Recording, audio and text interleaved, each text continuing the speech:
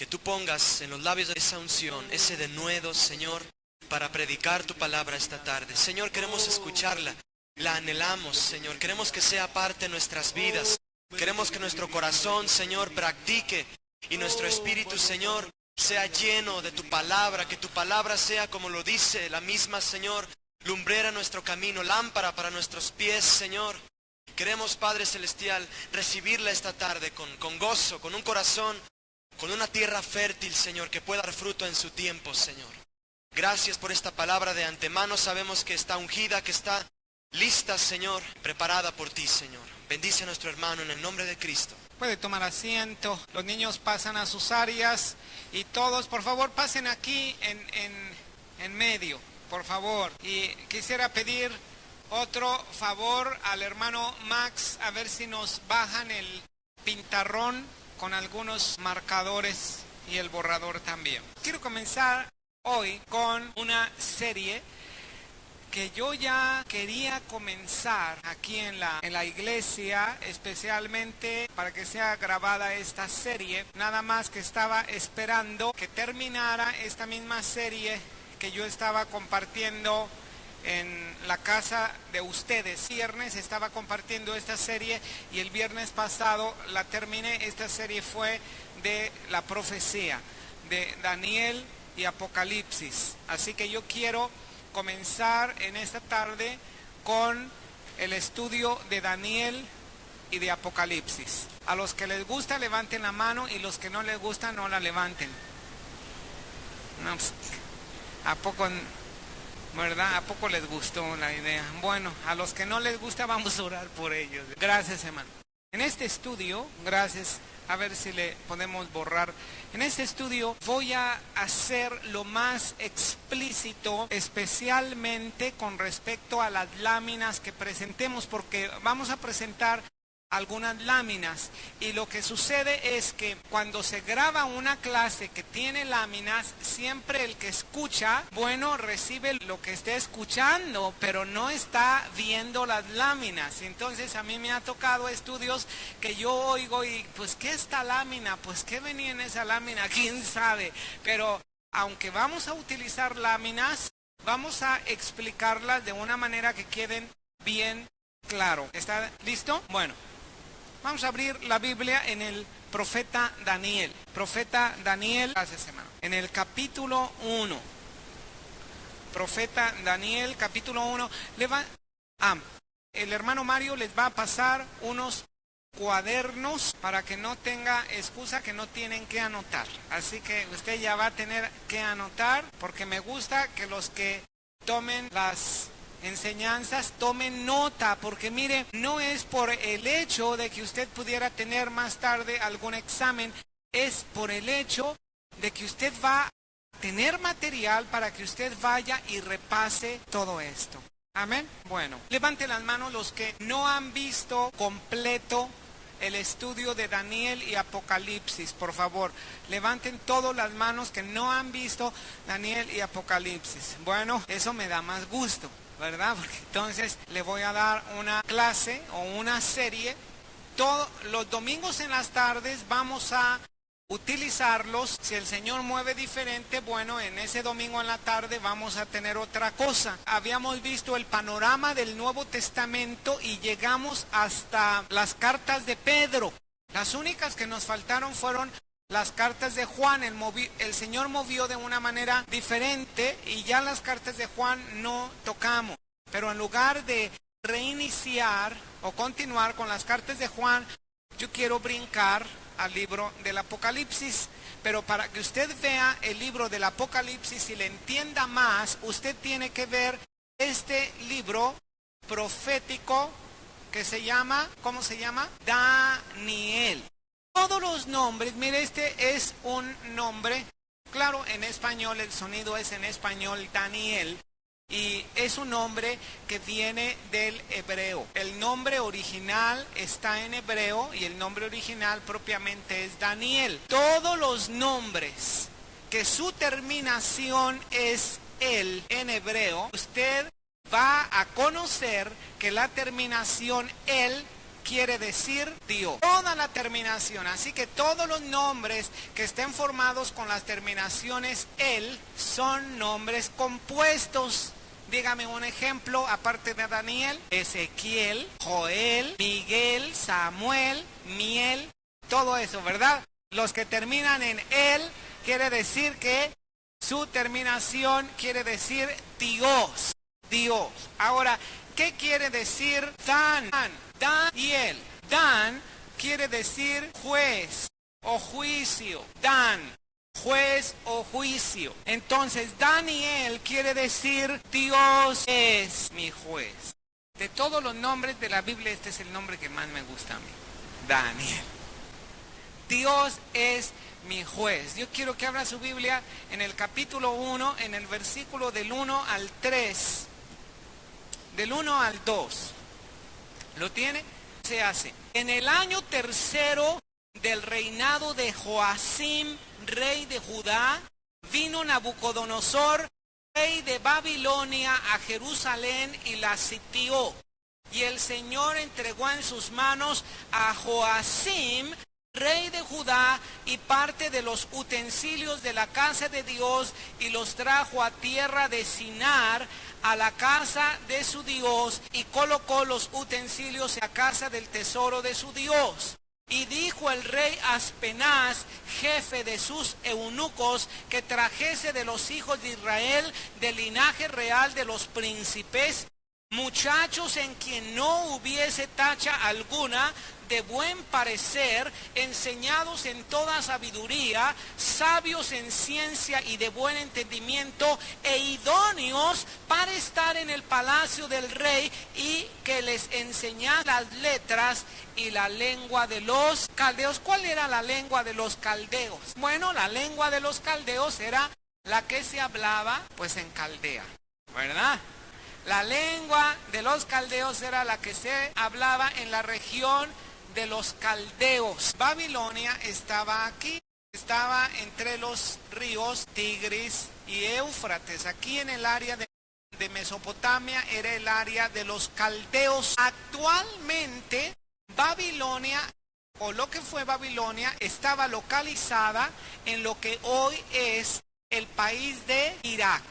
Así que va a ser muy interesante el libro de Daniel y Apocalipsis por todas las cosas que sucedieron en los meses pasados y las que están sucediendo. Estamos hablando de situaciones del Medio Oriente. El libro de Daniel y Apocalipsis es un libro que a usted y a mí nos interesa estudiar, no solamente por interés, por cultura, nos interesa porque tiene bendiciones cuando uno estudia acerca de la profecía.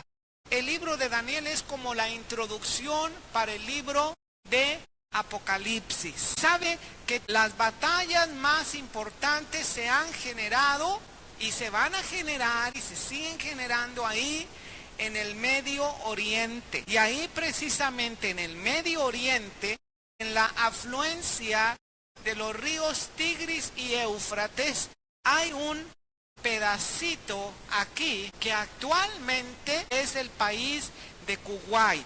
Claro que no es mi intención tomar esta clase para explicar acerca de la política ni nada, pero usted necesita conocer algo de la geografía para saber a dónde se está refiriendo estas escrituras. ¿Sabes? Aquí está Kuwait, a un lado de Irak.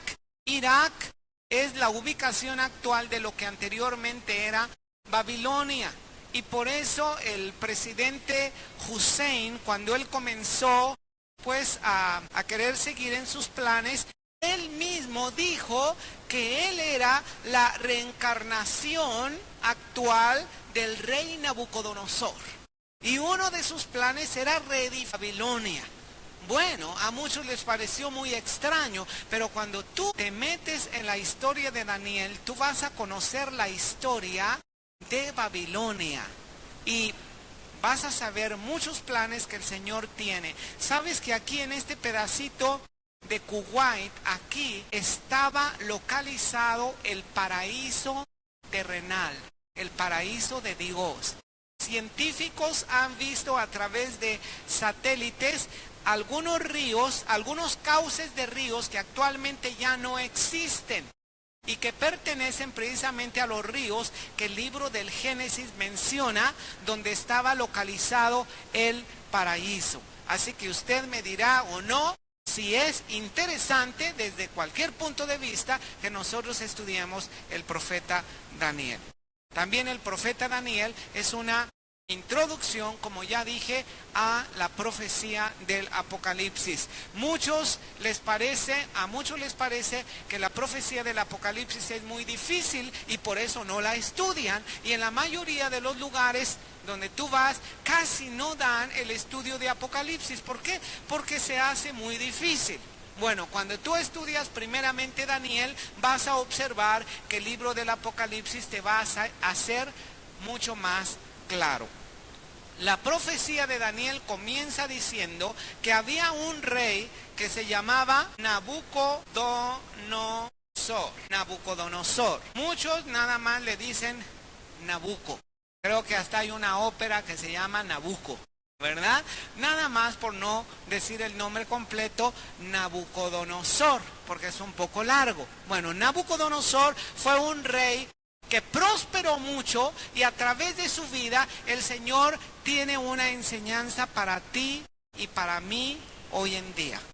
Porque fue precisamente a este rey Nabucodonosor, pagano, idólatra, que Dios le entregó en las manos de Nabucodonosor le entregó el país o el pueblo de Israel. Así que es un personaje que para Dios tiene demasiada importancia, porque la Escritura dice que Dios entregó en las manos de Nabucodonosor a Israel. Para que tú entiendas más acerca de por qué razón Nabucodonosor invadió Israel y se llevó cautivos y escogió de los más jóvenes, de los de buen parecer y los más inteligentes, escogió jóvenes para que fuesen preparados en el palacio. Bueno, tú te preguntas, ¿y por qué razón el Señor permitió todo esto?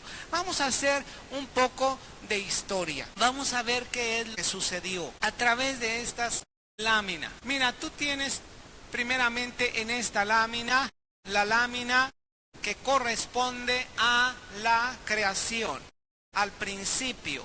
Ahí en el Génesis tú vas a ver que el Señor en el principio creó ¿qué? Los cielos y la tierra. La tierra estaba desordenada y vacía, las tinieblas cubrían la faz de las aguas. De repente el Señor dijo, sea la luz, y comenzó día con día a esta tierra que él había creado en el principio y que por una razón específica se había llenado de tinieblas y de desorden. Dime, ¿por qué razón esta tierra estaba desordenada y vacía y con tinieblas? ¿Por qué razón? Si Dios es luz y no hay ninguna tinieblas en él. Si Dios es todo orden, ¿por qué iba a haber desorden y tinieblas en la tierra? ¿Sabes por qué? Porque Satanás había caído del cielo. De que Dios creara al hombre en esta tierra, muchos siglos antes ya había creado a los ángeles y había creado a Luzbel. Y Luzbel se había sublevado contra Dios y se había rebelado. Luzbel era el líder de un tercio, la semana pasada hablábamos de esto, un tercio de los ángeles, y ellos se encargaban de la alabanza. Ellos fueron arrojados a la tierra y por eso la tierra quedó desordenada y vacía y las tinieblas cubrían la faz de las aguas. Y por eso dice, en el principio creó Dios los cielos y la tierra. Pero la tierra estaba desordenada y vacía. Las tinieblas cubrían la faz de las aguas. Y las tinieblas no hablan de la luz de Dios. O las tinieblas, mejor dicho, no manifiestan la luz de Dios, porque son tinieblas. Entonces, ¿qué iba a hacer el Señor si en un puntito del universo que él había creado, algo se estaba manifestando en contra de lo que él era? Bueno, el Señor tuvo un plan para la tierra y comenzó a recrear propiamente así la tierra, porque él ya la había creado. En un principio él creó los cielos y la tierra. Nada más en este momento, en este instante que la tierra estuvo desordenada y vacía, el Señor hizo, primer día, la luz. Segundo día, dice que separó las aguas de arriba de las aguas de abajo. En el tercer día separó las aguas de los continentes y también el Señor que se produjera hierba verde y que se produjeran los árboles y que los árboles llevaran fruto y el fruto llevara semilla. En el cuarto día el Señor creó el sol, la luna y las estrellas. En el quinto día el Señor creó las aves y los peces y los monstruos marinos. En el sexto día el Señor creó todos los animales, pero también después de los animales el Señor creó el género humano. Mira, hay una diferencia muy grande entre el género animal y el género humano. Dime cuál es esa diferencia. ¿Cuál es la diferencia entre el género animal y el género humano? Los dos tienen vida, los dos sienten, los animales tienen... Bueno, los delfines, están sorprendidos los científicos porque los delfines tienen una inteligencia asombrosa, un lenguaje, un método de comunicación, ¿verdad? Pero qué bueno que no somos delfines, ¿verdad? Somos del género humano. Así que hay una diferencia muy grande. Bueno, ¿cuál es la diferencia entre el género humano y el género animal? Hermano, mire, vamos a unir las tres respuestas, ¿verdad? Porque a través de las tres respuestas tenemos una respuesta bien completa. Primero tenemos cuerpo, alma y espíritu. Como dice el hermano, somos 3 en 1. Y no somos aceite, pero somos 3 en 1. Cuerpo, alma y espíritu. Y además fuimos hechos a imagen de Dios. El Señor no creó ninguno de los reinos a su imagen. Ni el reino animal, ni el reino vegetal, ni el reino mineral, ninguno de los reinos. Pero el reino humano lo creó a su imagen. A imagen de Dios lo creó, varón y hembra los creó. Levanten aquí los que están hechos y las que están hechas a imagen de Dios. Cuerpo, alma, espíritu. Ahí tú tienes, ¿verdad? Bien separado de los animales, pero sin embargo no se halló una compañera idónea para Adán, ¿verdad? La jirafa le quedaba muy alta y la vaca muy gorda. Entonces había que crear a alguien ideal, idónea, ¿verdad? Entonces, bueno, pues la sacó el Señor de su costilla, ¿verdad? Creó varón y hembra a su varón y mujer a la imagen de Dios, y en el séptimo día el Señor, ¿qué hizo? Reposó. Bueno, nosotros tenemos a Adán y Eva aquí en el huerto del Edén, la ciencia del bien y del mal. Ustedes van a ser como Él. Ellos no tenían por qué comer eso, no tenían por qué hacerle caso, porque ya habían sido hechos a imagen de Dios. Una creación especial. Los ángeles ni siquiera fueran hechos a imagen de Dios, pero el hombre, tú y yo, fuimos hechos a imagen de Dios. El hombre pecó, hubo una separación, hubo una maldición para la tierra, hubo una maldición para el género humano también, para el varón, para la mujer, sujetos a esta maldición, pero aparte de la maldición hubo una promesa. Esta promesa era un redentor.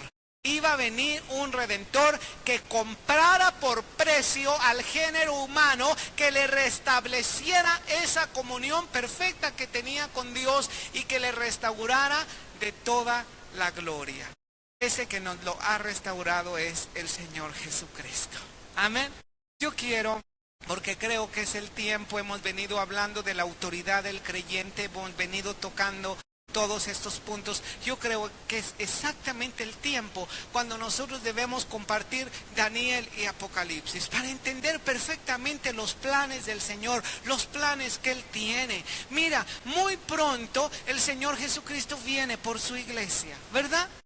Yo no sé si a ti te dé gusto, a mí me da gusto que el Señor venga por su iglesia y vamos a conocer que el Señor tiene un plan para cada uno de nosotros. Amén. Bueno, hubo una maldición y hubo una promesa. Precisamente esa promesa la recibimos a través del Señor Jesucristo. No tienes que esperar al futuro para estar disfrutando de las cosas de Dios. Tú ves en el principio un paraíso perdido, pero tú ves en Apocalipsis un paraíso recuperado. Tú ves en el principio pecado, enfermedad, muerte, pero tú ves al final limpieza, sanidad, salud. Pero no tienes por qué esperar hasta que Cristo venga por su iglesia para estar disfrutando de las bendiciones ¿O no tenemos salud en el nombre de Jesucristo? No tenemos promesa de vida. Yo vine a darles vida, vida en abundancia. Ahora, en este tiempo, tú tienes que estar disfrutando de todo lo que el Señor Jesucristo tiene para ti. Amén. Aquí comienza una línea roja propiamente con la promesa del Redentor. Adán y Eva tuvieron, después de su caída, tuvieron dos hijos. ¿Cuáles fueron? Caín y ¿quién? Y Abel. ¿Quién mató a Caín? Está dormido, ¿verdad? A Caín no lo mató nadie. Caín mató a Abel, ¿verdad? Entonces Caín mató a Abel y ahí usted ve una rayita en el nombre de Abel. Hay dos linajes, fíjate muy bien, hay dos linajes perfectamente identificados. El linaje de los hijos de Caín, el linaje de los hijos de ¿quién? De Set. Aquí están los de Caín, aquí están los de Set. A los de Caín propiamente se les puede decir que son los hijos de los hombres, porque todo el linaje de él se manifiestan puras obras malas y obras perversas. Sin embargo, con el tercer hijo, después de la caída, que Dios permitió a Adán y Eva tener, ¿cómo se llamó? Set. A través de Set continuó esta promesa del linaje del Redentor, esta línea de sangre. Y sabes una cosa, estos comenzaron a alabar al Señor, pero muy pronto se comenzaron a olvidar de este pacto que habían hecho con el Señor, y en lugar de ser dos linajes perfectamente definidos y perfectamente separados, entonces hubo una mezcla. Los hijos de Dios vieron que las hijas de los hombres eran hermosas y tomaron para sí mujeres. Entonces hubo una mezcla y comenzaron a llenarse de maldad. Y por eso en la Escritura siempre te va a mandar que no te unas en yugo, ¿qué? En yugo, gracias hermano, en yugo desigual. Yo quiero que me expliquen qué quiere decir eso de yugo desigual. Porque a veces explicamos eso y como que me quedo con la duda si quedó claro o no quedó claro. A ver, explíqueme usted qué es estar en yugo desigual. ¿Quién? Amén, o sea, que aquel con el cual te quieres unir, que no se ha convertido, ¿verdad? Pero es que, pues, ninguno como él, ¿verdad? Así que yo lo convierto, gloria a Dios, ¿verdad? Y no, hermano, no, hermana, hay dos linajes definidos, parados, ¿verdad? Los hijos de Dios y los hijos de ¿quién? Los hijos de Satanás, sí. Así dice la Escritura, ¿verdad? Porque Cristo le dijo a aquellos fariseos que dijeron, nosotros somos hijos de Abraham. ¿Y qué les dijo el Señor Jesús? Ustedes son hijos de su padre, el diablo, porque las obras de su padre, el diablo, queréis hacer. Fíjate qué diferencia. El Señor no acepta a todos como sus hijos, pero acepta a aquellos que le han recibido y que creen en su nombre. Dice, a lo suyo vino, pero los suyos no lo recibieron, pero a todos aquellos que le han recibido, y, ¿cómo dice? A los suyos vino y los suyos no lo recibieron, pero a aquellos que lo han recibido, les ha dado el poder de ser hechos hijos de Dios. Así que son dos linajes bien definidos, ¿verdad? Si tú eres un cristiano, entonces vas y te unes en yugo desigual con una mujer que no es cristiana, espiritualmente te estás ligando con una mujer que es hija de ¿quién? Entonces, ¿quién es el suegro tuyo? ¿Verdad? Entonces, mejor mira, así, bien separados, los dos linajes, ¿verdad? Porque lo que pasó aquí fue una unión, una mezcla. La tierra se llenó de maldad, a Dios le pesó en su corazón, entonces Dios tuvo que tener un juicio para esta tierra y envió el diluvio. Pero Dios dio gracia, o esta persona llamada Noé y sus familiares, su esposa, sus 3 hijos, sus 3 nueras, hallaron gracia delante de Dios y fueron salvos en un arca, el arca de Noé. Del arca de Noé, cuando ellos salieron 3 grupos de personas, definidos también, con una promesa profética cada uno de ellos. Los 3 hijos de Noé se llamaban Sem.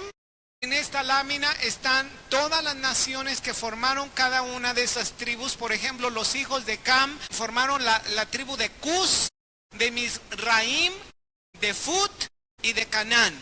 porque estos son los hijos de Cam, los cusitas y todos los que descendieron de ellos. De Sem fue Elam, Asur, Arfaxad, Lud, Aram. De ahí de Sem descendió el hombre que fue llamado por el Señor para una tierra que él no conocía, pero llamado con grandes bendiciones. ¿Cómo se llama este hombre? Abraham. Abraham desciende o viene de esta tribu de Sem. Y luego Jafet. ¿Sabes?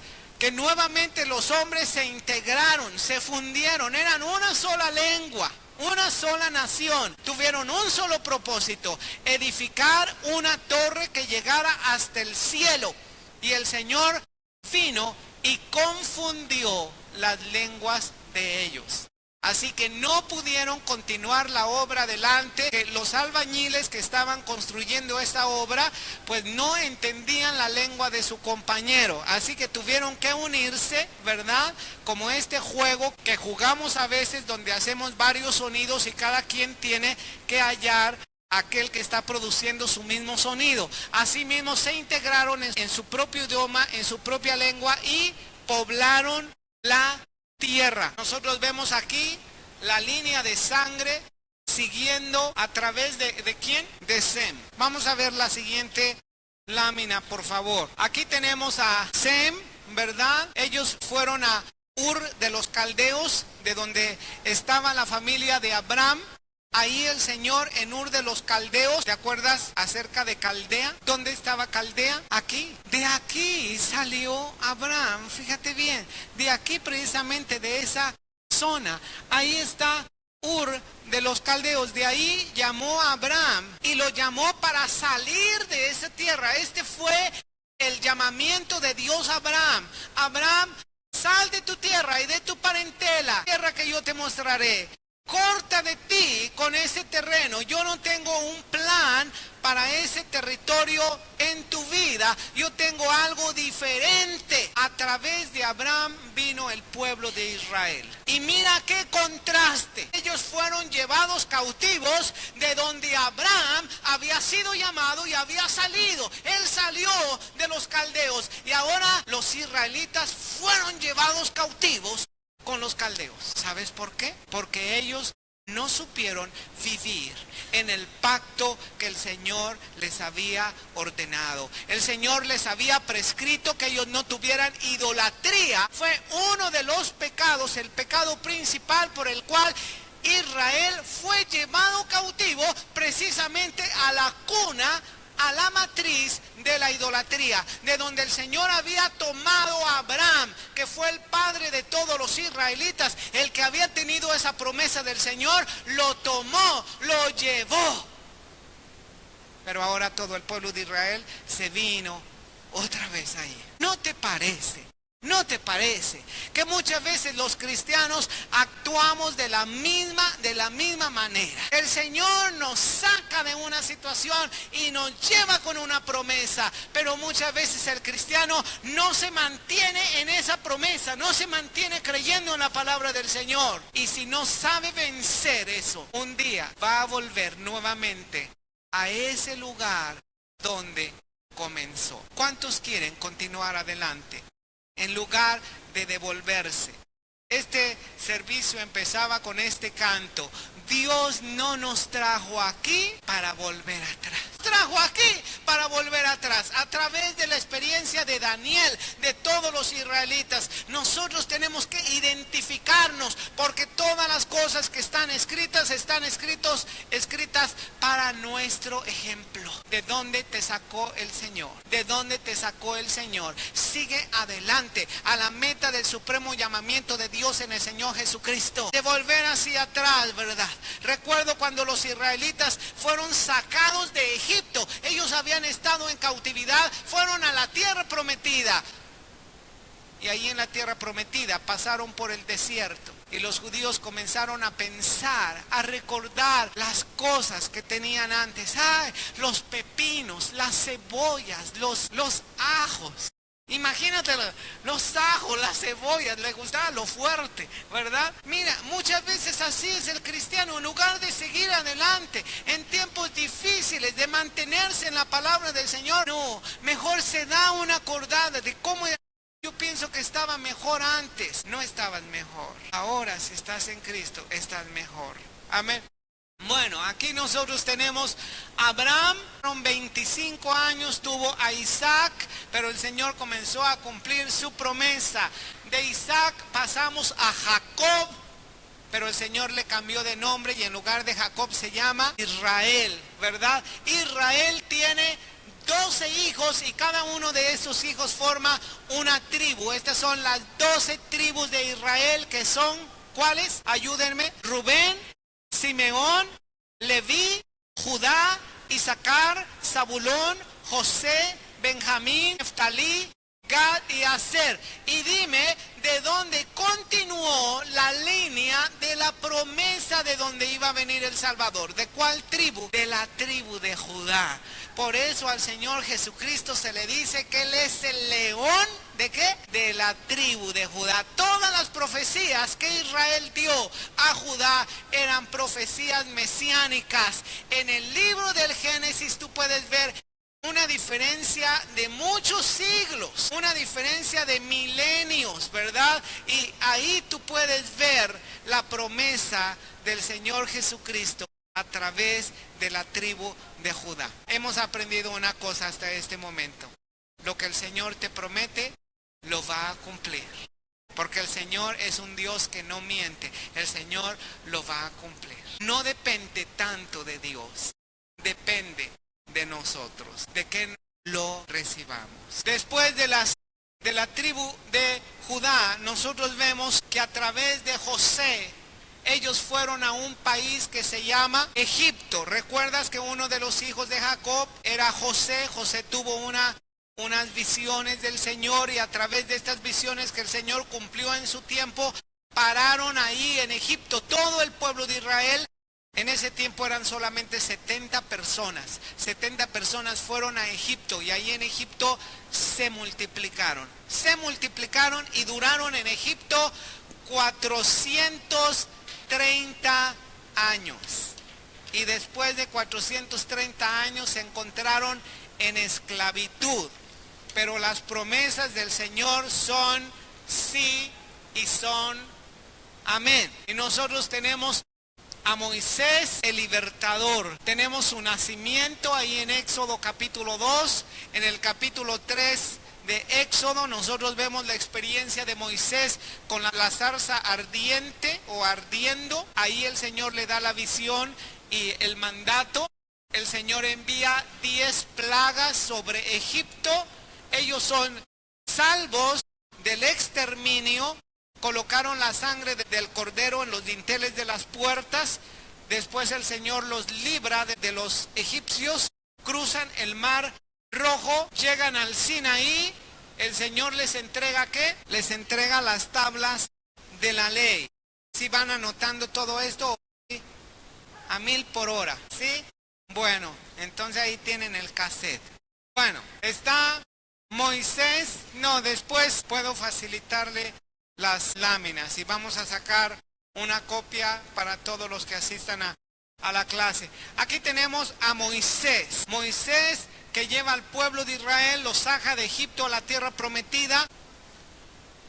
Y el que le continúa su ministerio, ¿cómo se llama? Se llama Josué. Nosotros tenemos a Josué, pero después de que muere Josué tenemos la época ¿de qué? De los jueces. Y después el pueblo de Israel ya no quiere jueces, quiere reyes. Y comienzan a clamar por un rey. Y entonces ellos escogen al más alto, bien parecido al que les va a salvar de todo. Y escogen a Saúl.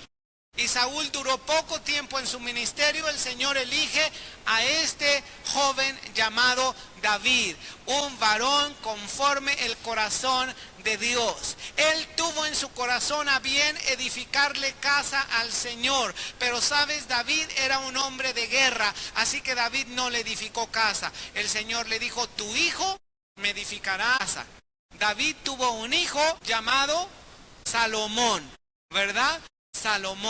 Salomón fue bendecido por el Señor porque en el principio de su vida buscó a Dios con todo su corazón. Le dijo, Señor, dame sabiduría para guiar a tu pueblo. El Señor se agradó de esta petición. El Señor le dio sabiduría, y no solamente sabiduría, le dio honra, gloria, riquezas. No hubo nadie como Salomón. Salomón edificó un templo glorioso, pero Salomón tenía una debilidad. A Salomón le gustaban mucho las que no eran del pueblo de Israel principalmente, y le gustaba no solamente ver, pero le gustaba tener un compromiso. Entonces se casó con 700 mujeres y tuvo 300 concubinas legales. 1000, pues yo no sé para qué quería tantas. 1000. Imagínate si cada día pudiera estar con una de sus esposas o sus concubinas, tardaría 3 años en conocer a las 1000. Pero así era de exagerado Salomón. Si Salomón hacía un banquete, lo hacía a lo grande. Ofrecía sacrificios a Dios, los ofrecía a lo grande. En una ocasión ofreció a Dios 22,000 bueyes, 20,000 ovejas. Todo lo hacía así exagerado. Pero no porque lo hiciese exagerado, el Señor estaba complacido con su vida. El Señor le llamó la atención varias veces, porque todas esas 1000 mujeres eran idólatras. Y con toda su sabiduría, y ahí hay un principio muy grande. No depende qué tan sabia sea una persona, depende de qué tipo de corazón tiene, porque con toda su sabiduría se apartó de los caminos del Señor. El Señor le advirtió 3 veces a Salomón que cortara con esa vida que estaba llevando, y sabes, él no hizo caso. Se fue apartando y apartando y apartando hasta hacerse idólatra. Sabio Salomón y tan necio a la misma vez. Y sabes, hubo un juicio y le dijo el Señor: mira, yo voy a dividir el reino de Israel, y lo voy a dividir, pero por amor a tu padre David no lo voy a dividir mientras tú vivas. No te voy a dar el dolor. Mira el amor y la misericordia de Dios por causa de lo que había hecho David su padre, no por lo que él era. Salomón realmente estaba recibiendo bendiciones, pero no por lo que él estaba abierto a recibirlas, pero por su padre. Salomón prácticamente era alguien que había florecido gracias a otra planta. Era como, ¿quién conoce las orquídeas? Las orquídeas son unas de las flores más bellas, de las flores más bonitas. Yo te voy a decir un defecto que tienen las orquídeas. Las orquídeas son flores parásitos. Las orquídeas crecen a expensas de otro árbol, o a expensas de un tronco, o a expensas de algo. Por eso tú ves orquídeas ahí en una envoltura de coco, ¿verdad? ¿Quién ha visto orquídeas así? Tienen una envoltura de coco, un tronco o algo. ¿Por qué? Porque son parásitos, están chupando de ahí y no tienen una vida propia. Florecen gracias al ministerio de alguien más. Así fue Salomón. Salomón floreció no por él, no por su corazón. Salomón floreció gracias al ministerio de su padre David. Salomón no pagó el precio. ¿Sabes que a Salomón no le costó nada llegar a donde él había llegado? Todo lo recibió de su padre David. Y yo creo que si David tuvo un error más grande, yo creo con todo mi corazón que ese fue el error más grande que el rey David tuvo. Y el error más grande que el rey David tuvo no fue que él fue adúltero y está registrado. No fue que él fue asesino y está registrado. La Biblia no tapa los errores de David. Pero para mí el error más grande que tuvo el rey David, ¿sabes cuál fue? Fue que todo lo que él había juntado con todas sus fuerzas para edificarle casa al Señor, porque dijo David: yo con todas mis fuerzas he juntado oro para las cosas de oro, plata para las de plata, bronce, bueno, no había bronce, piedras preciosas para las de piedra, para las piedras preciosas. Es decir, si él tenía que colocar oro, no le puso gato por liebre, le puso oro. Y si tenía que colocar plata, le puso plata. Y si tenía que colocar piedras preciosas al templo, le puso piedras preciosas. Pero David no era el que iba a edificar ese templo. Pero ¿sabes cuál fue el error? En mi opinión, El error del rey David fue que todo ese material, que fueron millones de dólares en el precio actual, todo ese material se lo pasó íntegro a su hijito Salomón. Y a su hijito Salomón no le costó nada. Y él nunca apreció el ministerio que tenía, porque no le había costado un precio, porque había vivido únicamente gracias al ministerio, o gracias al trabajo, o gracias al corazón de su padre David. Y por ese motivo el Señor no dividió el reino de Israel en ese tiempo. Pero muriendo Salomón, el reino de Israel fue dividido. Y fue dividido en el reino del norte, en el reino del sur. Pero antes de pasar a este paso, yo quiero que hagamos una aplicación del ministerio, la clase de ministerio que tú quieres. Si tú tienes un ministerio, que sea este ministerio por ti. Este llamamiento que Dios te ha dado, que Dios te lo dé a ti específicamente. Sea el ministerio que sea. No me refiero a grandes ministerios. Sea el ministerio, sea la actividad que sea. Lo que tú hagas, hazlo para el Señor de todo tu corazón. Te va a costar un precio, pero vale la pena. Vale la pena que florezcas por lo que el Señor está obrando de ti. Amén. Y cuesta. Pero nunca florezcas o aparezcas como una flor gracias al ministerio de otra persona. Porque el Señor va a tener gracia, pero por causa de aquel que ha pagado un precio. ¿Me explico? Aquí está Salomón. Después de la muerte de Salomón, el reino de Israel se dividió en dos. Israel, o la tierra de Palestina, como se llamaba en ese entonces, es un mapa muy fácil de dibujar. Es un mapa que tiene una línea más o menos recta, pero inclinada. En la parte oeste tú tienes el mar Mediterráneo. En la parte este está limitada la tierra por el río Jordán y algunos mares o lagos. Por ejemplo, a este mar se le llama el mar Muerto. A este lago más grande se le llama el lago de Genesaret. Estos dos principalmente son los que más nos interesan para el estudio. Sabes que cuando David llegó al trono, el rey David comenzó a unificar todo el territorio de Israel porque estaba bien dividido. Y David llegó a ser rey e integró toda Palestina en un solo país, en un solo territorio.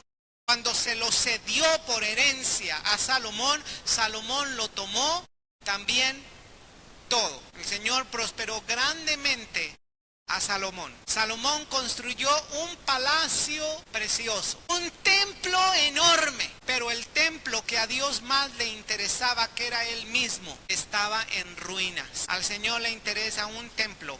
Ese templo eres tú. Al Señor no le interesan tanto las obras, las construcciones, pero al Señor le interesa un templo. Ese templo eres tú. El ministerio de Salomón fue por la pura gracia y el puro plan de Dios. Salomón floreció, creció. Si tú ves todo el tiempo de Salomón, fue un tiempo de exuberancia, de abundancia, de paz. Cualquiera diría, qué bendición estar en este tiempo, qué bendición estar en este lugar. Y sin embargo, la casa que a Dios le interesaba, esa casa estaba en ruinas. Salomón tenía 1000 mujeres, todas idólatras. Se había mezclado con la idolatría. El Señor hizo juicio, y cuando Él hizo juicio, Él dividió en dos a este territorio, y quedó en el territorio del norte, que se llamó Israel, y el territorio del sur, que se llamó Judea. Israel y Judea. Y fueron como dos países. Haz de cuenta como le sucedió a Alemania en la Segunda Guerra Mundial, que quedó Alemania Oriental, Alemania Occidental. Asimismo le sucedió a Israel, Israel del norte, Judea del sur, y cada uno fue como un país independiente, y cada uno tuvo sus reyes, los reyes del norte y los reyes de ¿quién? Del sur. Dime a dónde fue Nabucodonosor ahí en Daniel capítulo 1, ¿al norte o al sur? sur, porque fue a Jerusalén, saqueó el templo, se llevó los mejores de los jóvenes y se los llevó cautivos a Babilonia, a la tierra de los caldeos. Fue precisamente aquí al sur.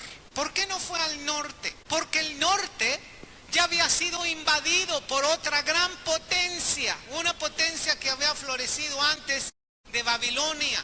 Y esa potencia precisamente se llamaba Asiria. Asiria estaba más o menos en esta posición, al noreste de Palestina. Aquí estaba Asiria. Asiria se llevó cautiva a Israel. ¿Y sabes cuál fue la razón? Más o menos cada uno de los reinos tuvieron 20 reyes, así para redondear números. 20 reyes el norte, 20 reyes el sur. La mayoría de los reyes aquí en el sur, la mayoría fueron idólatras y arrastraron a todo el país a la idolatría. Salomón había sembrado idolatría. La mayoría de los reyes del sur fueron idólatras. Algunos fueron conforme al corazón del Señor. Y porque fueron conforme al corazón del Señor, el Señor esperó unos pocos más años para enjuiciar al reino del sur. Pero ¿sabes cuántos reyes buenos hubo aquí en el reino del norte? Ninguno. Todos los reyes fueron malos. Los reyes fueron idólatras y todos hicieron lo malo delante de los ojos del Señor. Y esa fue la razón por la cual el Señor los mandó a Asiria. A Asiria. Los del sur, años más tarde, el Señor los mandó a Babilonia. La capital de Babilonia, ¿cómo se llama? ¿Es de Babilonia? Bueno, deja decirte, estos dos países fueron fundados muchos siglos antes por un hombre que se llamó Nimrod, descendiente de Caín. Rebelde, así es su nombre, rebelde. Y decía, si Caín será vengado 7 veces, Nimrod 70 veces 7 será vengado. Era rebelde. Nimrod es un tipo de anticristo y Nimrod fundó precisamente Asiria y Babilonia. Fundó otras ciudades que están registradas. ¿Por qué fueron enviados aquí? Porque el Señor quería sanarles de su idolatría. ¿Sabes que el Señor te quiere sanar? ¿Cuántos saben que el Señor nos quiere sanar? Gloria a Dios, tenemos gripa, el Señor nos sana de la gripa. Tenemos un dolor de cabeza, el Señor nos sana del dolor de cabeza. Tuve apendicitis, el Señor me sanó de apendicitis. El Señor, muchos testimonios. Pero el Señor también te quiere sanar de tu soberbia, de tu envidia, de tus celos, te quiere sanar de tus depresiones, te quiere sanar de tantas cosas que al Señor no le agradan y no le glorifican. Y muchas veces, no te extrañe, que el Señor te va a dar una medicina o una sopa de tu propio chocolate. Te va a dar una medicina que no te gusta, pero con el propósito de que te sane. Vas a ir a ese ambiente precisamente aquel que no te gusta. Vas a recibir aquello que te desagrada. Vas a soportar aquello que no toleras. ¿Sabes por qué? Porque el Señor quiere sanarte. El Señor te está pidiendo tu corazón. Te está pidiendo tu vida. El Señor no quiere que tú permanezcas como un infante. El Señor quiere que tú crezcas en gracia y en sabiduría delante de Dios y delante de los hombres. Amén. En estas condiciones nosotros vamos a dejar aquí porque ya se llegó la hora. Pero solamente voy a terminar la lectura de Daniel capítulo 1. Amén. Esto era nada más para que te piques e invites a todos los demás a venir a la clase de Daniel y Apocalipsis el próximo domingo. Amén. Versículo 4. Versículo 5 dice: y le señaló el rey ración para cada día de la provisión de la